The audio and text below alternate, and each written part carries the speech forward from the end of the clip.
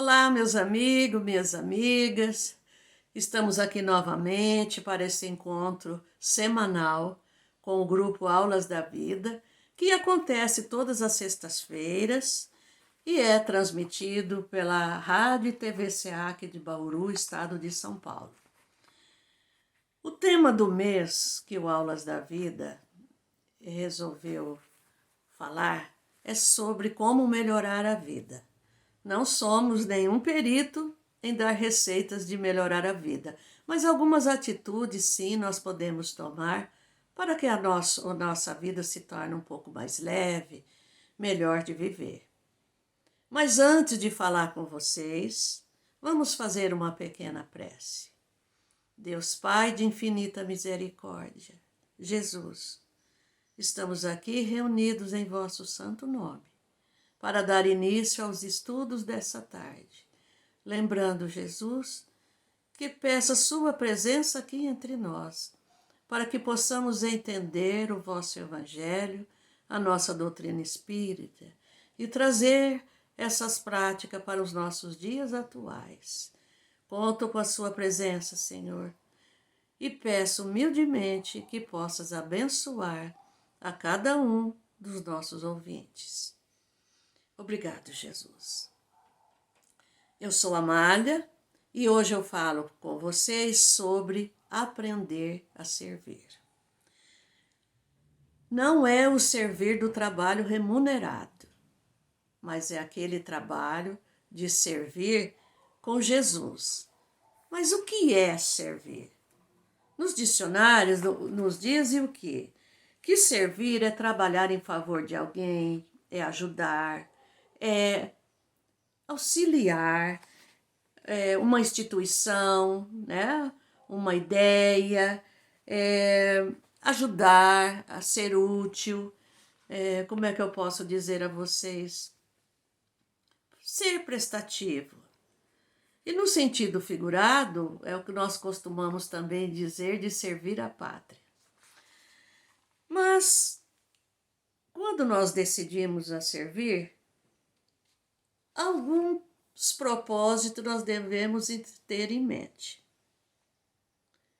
E eu vou falar para vocês agora de um trechinho do Evangelho de Marcos, que está no capítulo 10. Eu vou falar um pouquinho disso.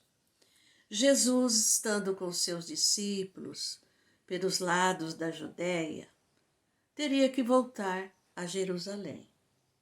E essa volta a Jerusalém, essa ida a essa cidade, seria a sua última vez.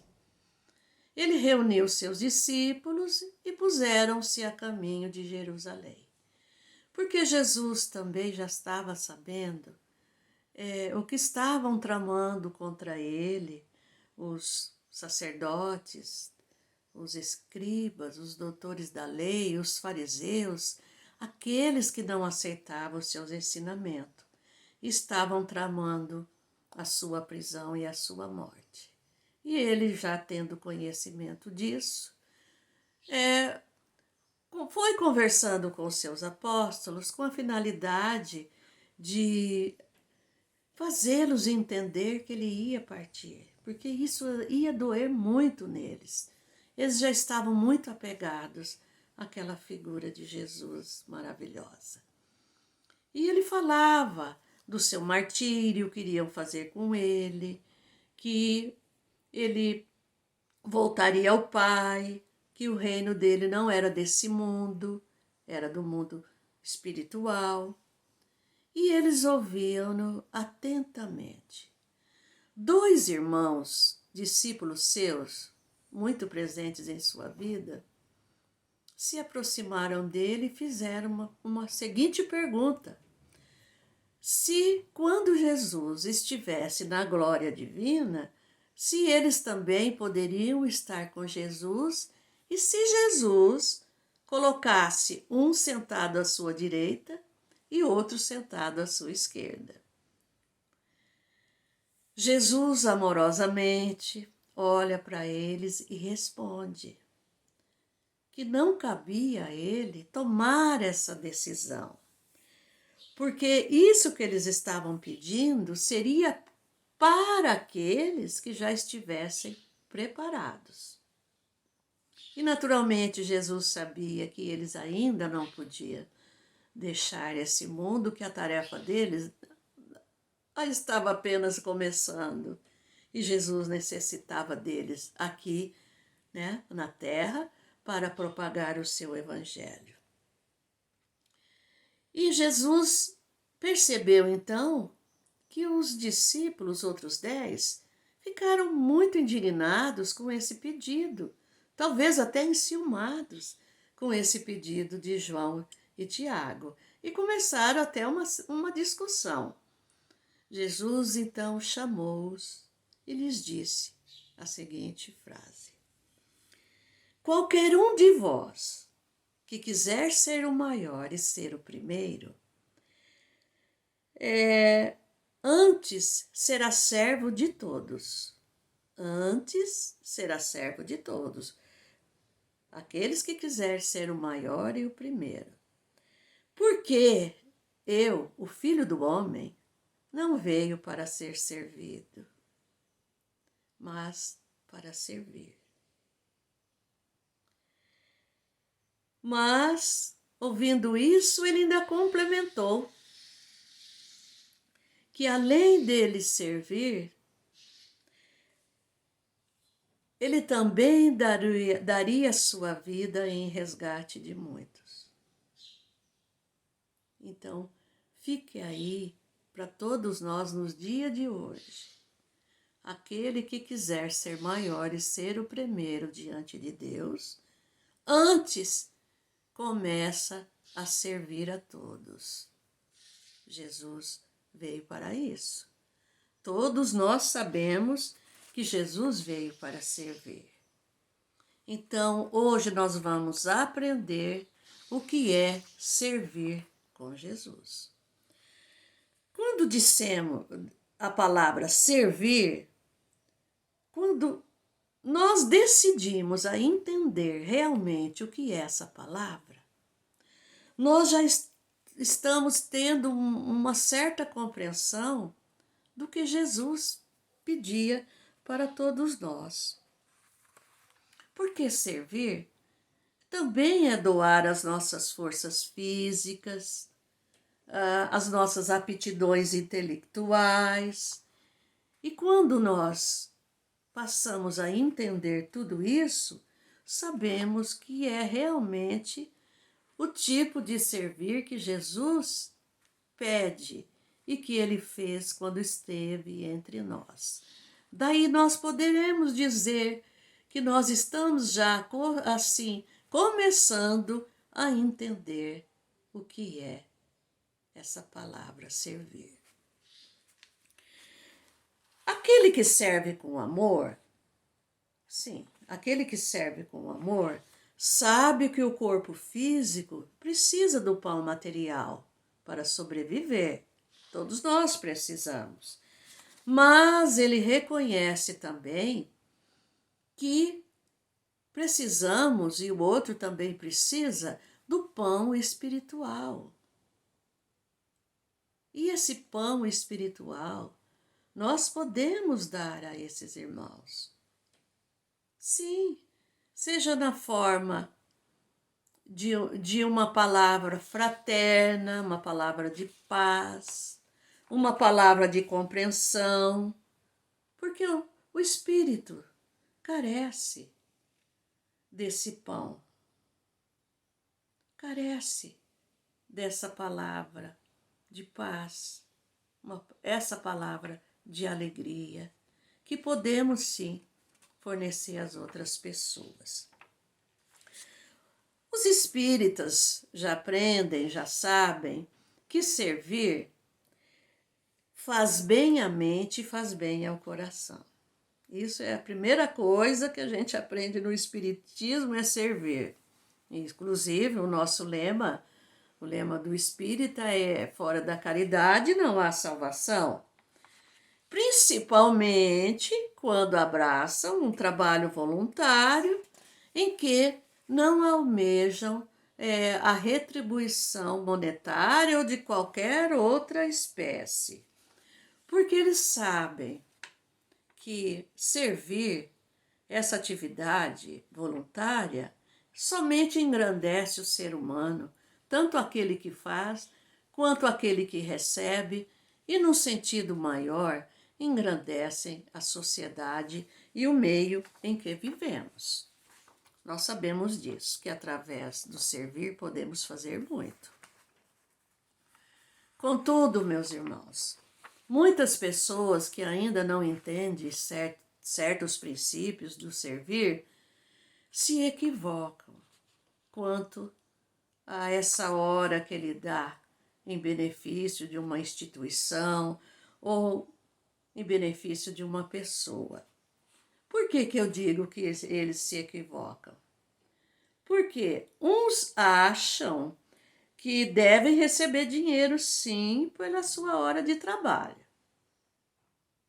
Outros exigem de Deus que possa atendê-los imediatamente nos seus pedidos mais infantis. Ai, Deus, eu estou cuidando de um filho seu, agora eu quero isso, isso e isso. Tem pessoa que faz isso, viu? Outros ainda cobram, sim, cobram do assistido, cobram da instituição que servem, talvez na mesma moeda que eles deram. E outros ainda que fazem questão de lembrar a todos o quanto são bons, o quanto são caridosos e propagam aos quatro ventos o bem que fazem ao próximo. Tudo isso é um equívoco. Não façam isso, não. Porque Jesus já dizia para todos nós, e o verdadeiro servidor deve realmente, assim, absorver essa mensagem de Cristo. Porque Cristo diz o seguinte para todos nós: meu reino não é deste mundo. Então, o que nós podemos deduzir? Que o trabalho voluntário que não se exige remuneração, Jesus está olhando, está vendo tudo isso e sabe que você merece sim uma paga. Talvez ainda neste mundo, mas muito mais no mundo espiritual, que é a nossa verdadeira vida. Não é assim, meu bem? Não é assim, meu pessoal, perdão. É assim. Tudo que nós fazemos de bem fica guardadinho ali numa poupança divina, que eu costumo dizer, né? E a hora que for necessário, nós podemos sacar algumas dessas bênçãos, sim, viu? O Evangelho de Lucas, o capítulo 10, versículo 12, Jesus diz uma assertiva, mas muito grande, muito grande. Ele diz o seguinte: grande é a seara, mas são poucos os trabalhadores. Eu digo que é uma assertiva de Jesus, que parece que continua a mesma coisa.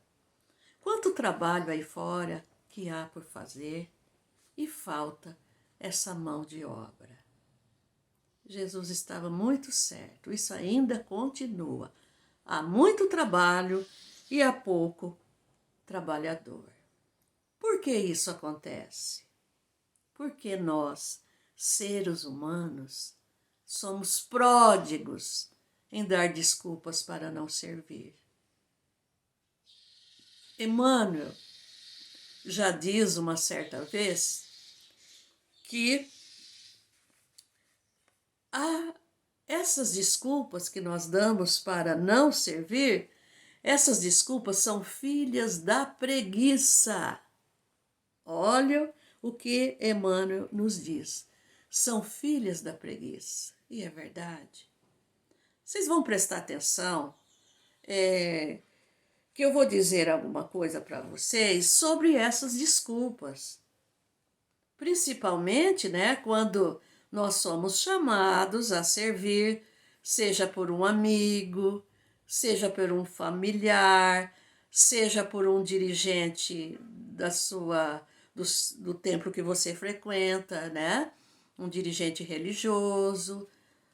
Olha, olha algumas desculpas. Vamos ver se a gente se enquadra em algumas dessas, viu? E não fazer mais. Primeira coisa que quando nós somos convidados, não tenho tempo. Nós sabemos que o tempo é nós que fazemos. Mas esse não tenho tempo é porque nós não sabemos administrá-lo. E naturalmente as coisas já estão num caminho e a gente não quer sair daquela zona de conforto. Então, não tenho tempo. Não sei fazer. Oh, meu Deus, ninguém nasce sabendo. Com um pouquinho de boa vontade a gente aprende muito. Mas, quando você aprende uma coisa, você se responsabiliza por aquilo que você aprendeu. E talvez não queiramos responsabilidades.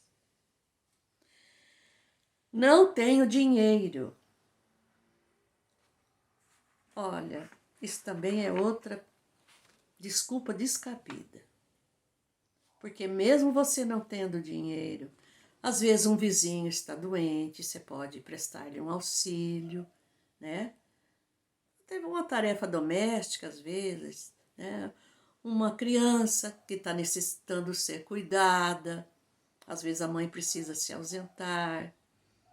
Um animalzinho perdido, né? Você pode recuperá-lo e devolvê-lo ao seu dono. Quantos animalzinhos que fogem, né? Os donos ficam sentimentais.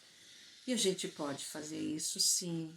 Uma oração que você faça por uma pessoa que está em dificuldade, que está doente, acamada. Isso não depende de dinheiro nenhum, meus irmãos. Realmente não depende. Não tenho saúde. Bom, qualquer indisposição é motivo de você dizer que não pode ir porque não está bem.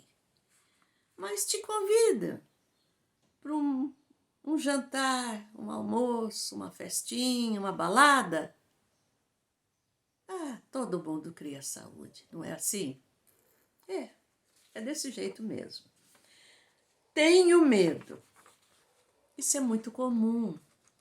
As pessoas que têm uma condição de vida melhor, que nunca viram o que é sofrimento, elas sentem-se fracas diante da dor, diante do sofrimento, da pobreza. Muitos se enojam da sujeira, da miséria, porque é miséria material, além das misérias morais. Se enojam. Aí eu digo a vocês que é o retrato do egoísmo. Por quê? O que os olhos não veem, o coração não sente. Então eu não dou para isso não vou querer ver isso não vou querer participar. Nós fazemos isso sim. Tenho medo. Tenho medo por quê? Não deve falar isso. Você deve vencer esse ranço que tem dentro de você para que espante o egoísmo. Outra desculpa. Outra pessoa fará melhor do que eu. Sim, pode até ser que outra pessoa fará melhor do que você. Mas talvez o trabalho também não precise de você. Mas para aquele que te convidou, sabe que você precisa de um trabalho como esse. Porque na intenção da pessoa, ele quer que você aprenda. A última. Não vou mais servir porque só levei pedradas e ingratidão. Já se vê aí que a pessoa ela é farta de melindres. Sim, ela é melindrosa. Quer dizer, o amor próprio dela é em demasia, porque ela se melindra por qualquer coisa. Também é uma forma de egoísmo. Veja quanto ainda tem mais desculpas que eu não vou citar porque não dá tempo. Mas veja quanta coisa, quantas palavras em vão que nós podemos dizer apenas para não sair da nossa zona de conforto. Sim. E daí, aquela pessoa que te convida, que te ama, que eu já disse lá atrás, que pode ser um amigo, pode ser o dirigente espiritual da sua comunidade, pode ser um familiar, sabe que você precisa de tudo isso, sabe que você precisa sair do seu casulo, que isso vai te fazer bem, e de repente essa pessoa desanima. Mas nós não devemos desanimar, não. Por quê? Jesus, quando começou a sua obra, não tinha ninguém que o ajudasse. E ele saiu também em busca das pessoas que poderiam auxiliar-lhe. Porque ele sabia que já estava no momento de começar o seu trabalho, de se cumprir a missão tão falada pelos profetas da antiguidade. Seus dias já estavam próximos. Ele teria pouco tempo para se dedicar à sua missão. E ele foi em busca das pessoas. E pasmem vocês, que a maioria lhe disse não. Que a maioria recusou o seu divino convite. Poucos aceitaram auxiliá-lo. E esses poucos também não eram perfeitos, como nós, tinham muitas imperfeições. Eles também eram ignorantes, talvez nem soubessem a importância da missão de Jesus. Só que Jesus, como os nossos amigos nos enxergam, ele enxergou naqueles homens não as suas falhas, mas enxergou a boa vontade deles.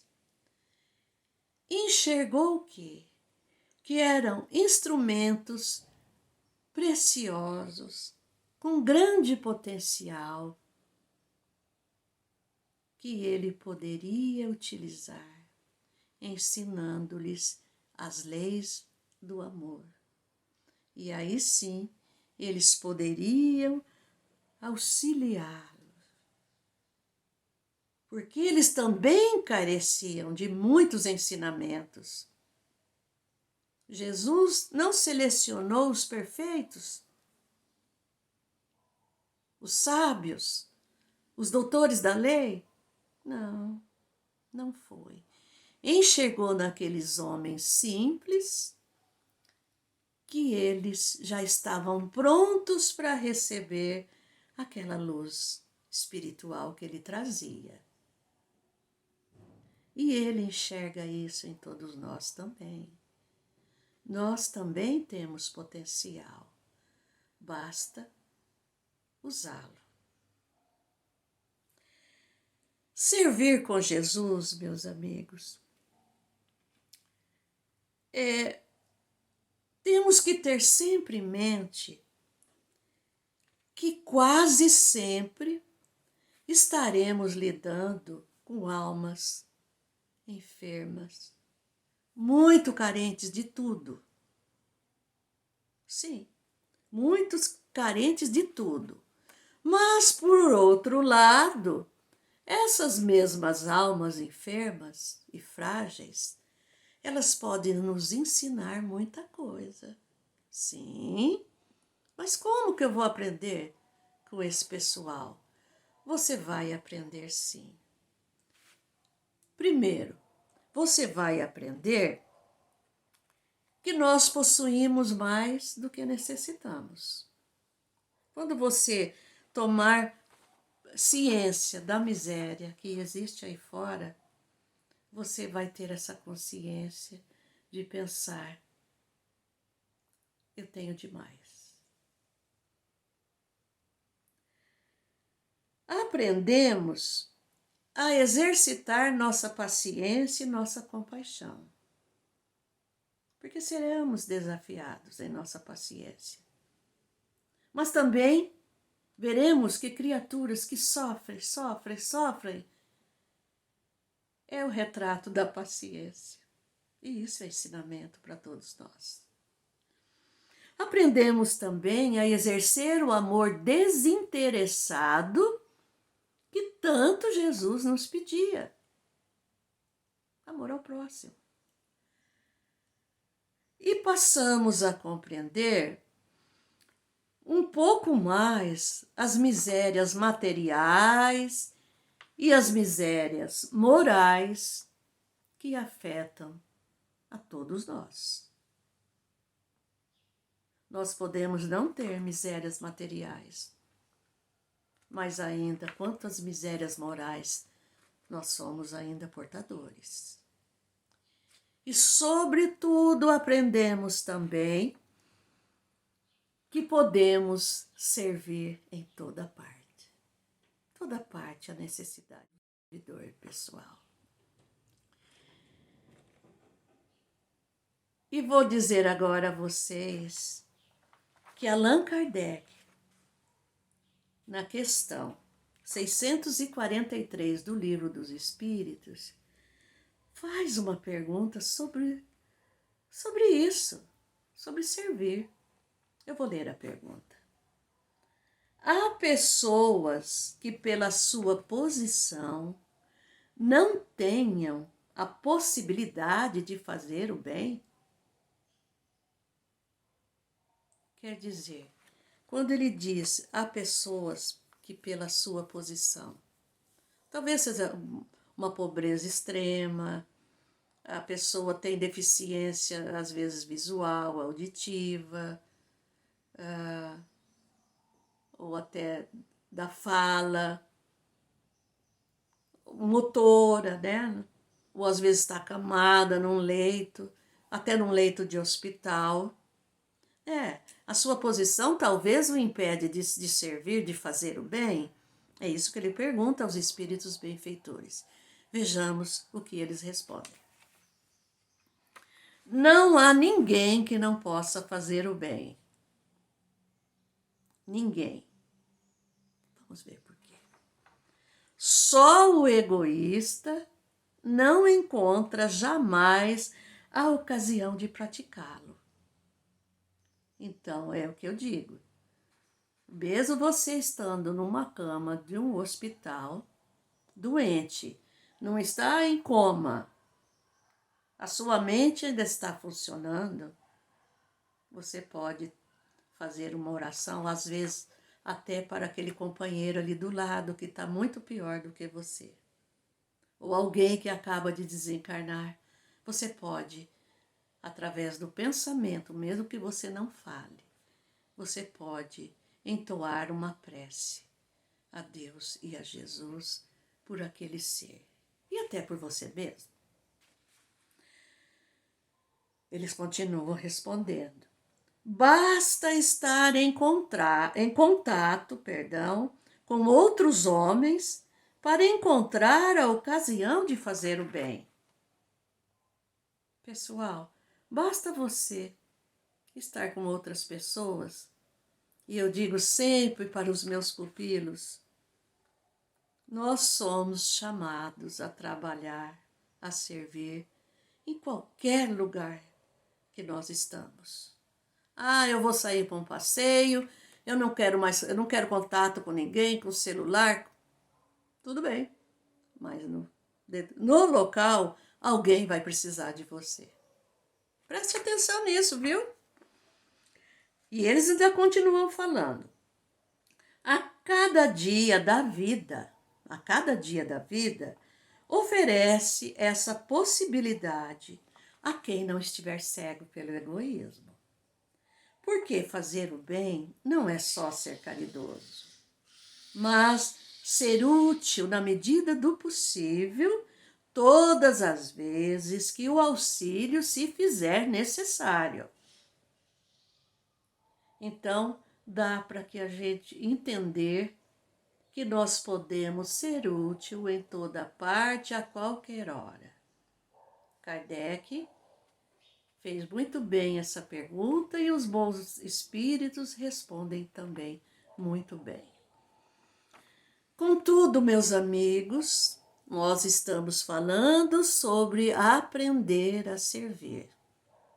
Mas, Amália, servir é servir? Temos que aprender? Sim. Existem alguns princípios que nós devemos ter em mente para servir. E posso dizer a vocês que durante toda a nossa vida, nós teremos várias e várias ocasiões de servir. Eu separei alguns princípios, que talvez não sejam todos, faltem muitos ainda, mas aqueles que eu achei que fosse um pouco mais necessário para aqueles que talvez a partir dessa palestrinha, desse estudo, vão querer começar a servir, ou para aqueles que já servem também. Conforme eu disse, nós podemos nos equivocar em muitas coisas. Por isso que é necessário aprender a servir. Primeiro princípio: doar-se em favor do semelhante. Você já precisa abrigar dentro de ti o que é se doar. Se você estiver disposto a exercer a caridade e o amor ao próximo, você já está começando a ficar pronto para servir, porque é doação mesmo. Segundo, começar por uma tarefa que lhe agrade. Sim. Ai, Amália, eu gosto de lidar com criança. Ai, eu gosto de cozinhar. Eu gosto de lidar com pessoas idosas. Ai, eu gosto de ir ao hospital. Olha, faça isso que você gosta, mas faça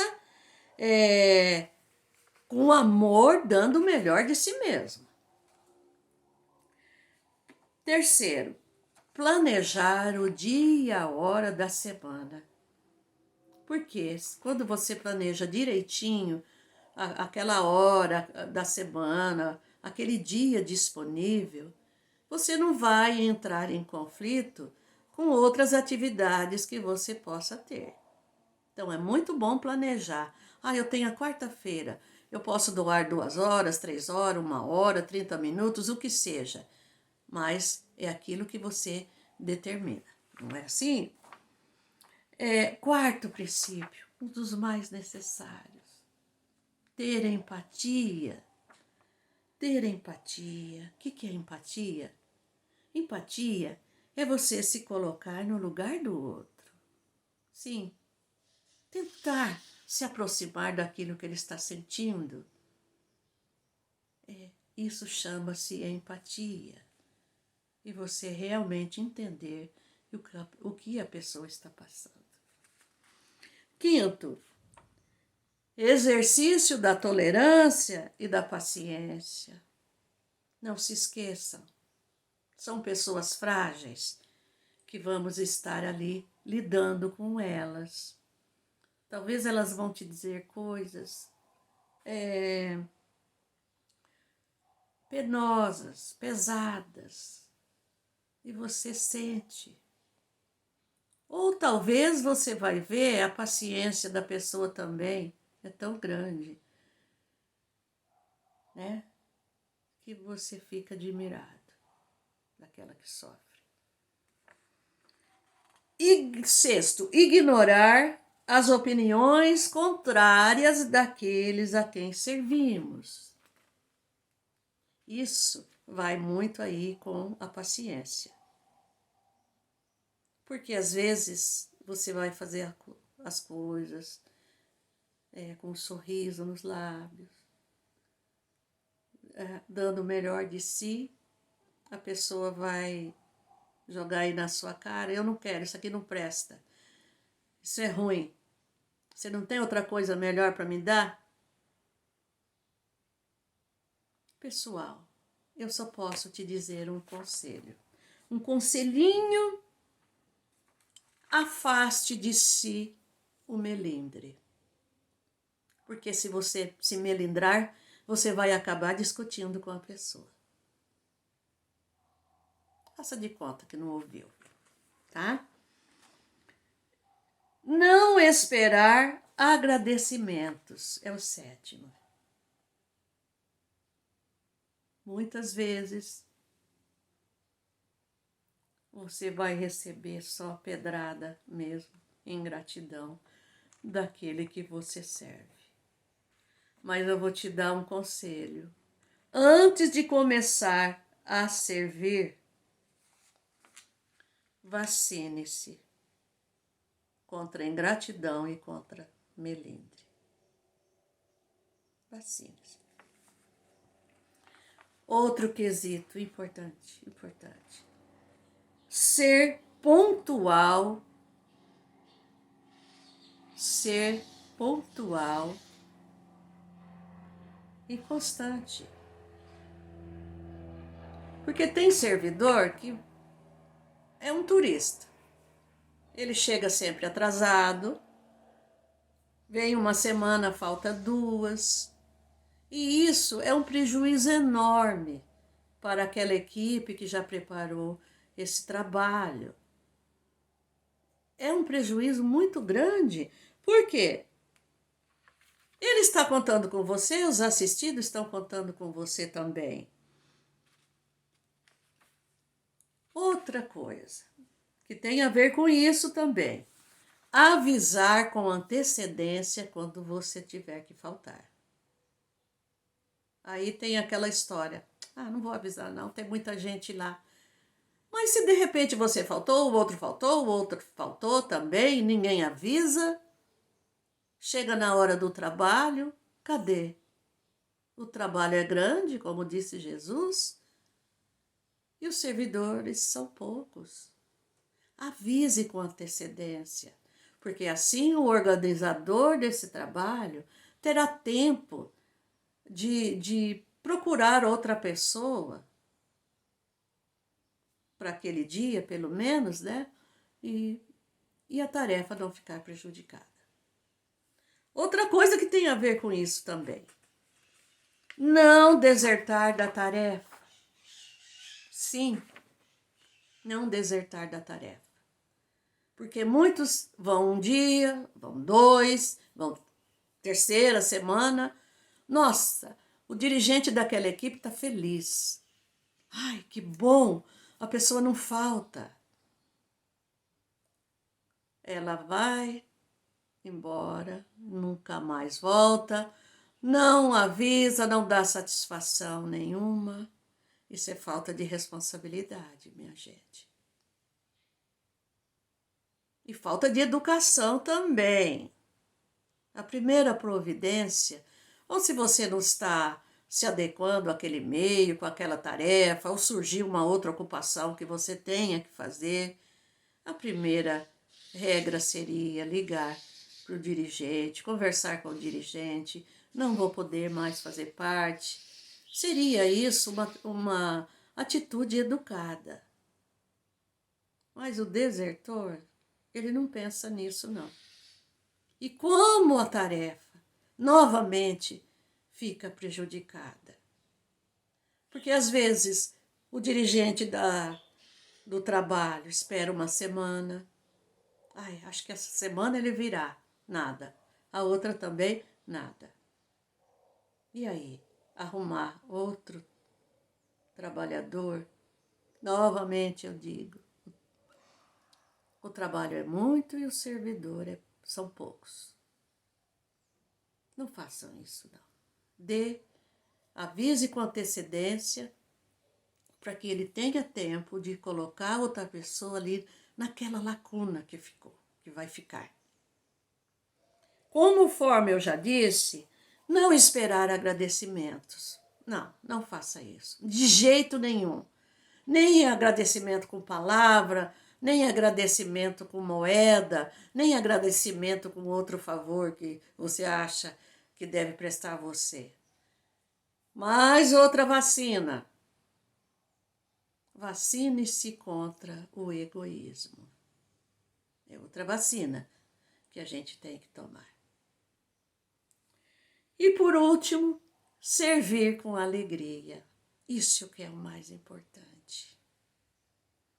Servir com alegria não é você só dar um alimento, uma roupa usada, um resto que tem em casa, um móvel usado. Não é só isso.